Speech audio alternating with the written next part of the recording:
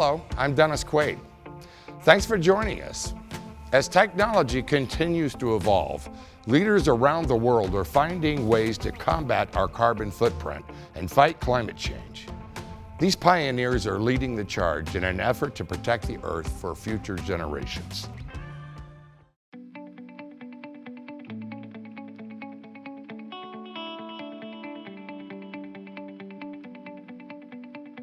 Can you imagine being in the room the first time electricity flowed into the original light bulb and changed our way of life forever? Today, electricity is still one of humanity's greatest accomplishments. But as a cultural and analytical shift towards sustainability gains momentum by the day, the way we've traditionally gotten our electricity might look very different in the near future.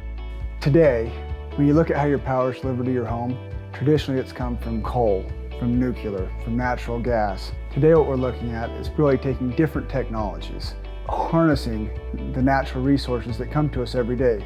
When I first got into renewables 5 years ago, solar was right there on the verge.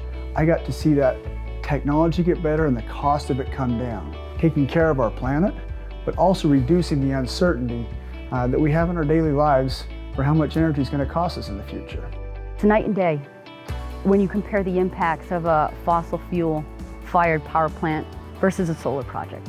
Battery storage is the solution. I mean, it's a proven technology. It works phenomenally paired with solar and wind. And thanks to the work that we have been doing in this country, we are reducing our CO2 emissions by 76 million tons per year. It's important to me to be proud of what I do and what I'm leaving to the future generations. One of the challenges that renewable energy faces, whether it's solar, wind, or energy storage, is that it's new. And a lot of folks are uncomfortable with change. And there's an education process that has to happen so that folks can understand what it means, what the local impacts are, and how it can benefit their local communities. Wind turbines are visible no matter what you do, and solar panels do consume a good portion of the land. However, through education, you can enable a community to make a smart decision for themselves. We've seen a number of instances where local communities have reached out to state legislatures to remove barriers that exist with this type of investment in their communities and brought great things. I don't think anyone can deny climate change at this point, and I think that we're doing it for our children and our children's children. We have to move to clean energy, and we have to do it now.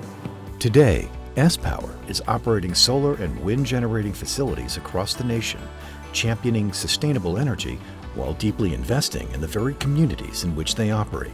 Perhaps this effort is no more evident than in Monticello, Utah, within reach of the S-Power headquarters in Salt Lake City. So my entire career over the last 25 years has really been dedicated to both the environment and energy. I've worked in the coal plants, I've worked in the nuclear plants. When I was in those industries, I continue to look at renewables and think, oh, that is the wave of the future. I wish it didn't cost so much. I wish the economics made more sense. And I think that's what drove me to starting the company. I had energy, I had the environment. Being able to bring those two together was an exciting time for me personally. In Monticello, we've now increased the tax base with hundreds of thousands of dollars of additional payments to the county, but also investment in the local roads and in the local communities, including this center that we're standing in right now. We're doing this because it does drive energy prices lower. Once the facility is built, the costs are fixed, and we don't have to worry about how commodity costs can change, which helps benefit all communities, but in particular the communities that they've been built in. There's both an economic and an environmental argument of why we should be doing this. Like Monticello, Utah, S-Power has a huge presence here in Lancaster. S-Power has constructed over 1.2 gigawatts of solar projects here in Southern California. We really value the communities we do business in. We're a long-term partner. Our projects will be here for the next 20 to 30 years. It's really important for us to foster a really good relationship with the local communities.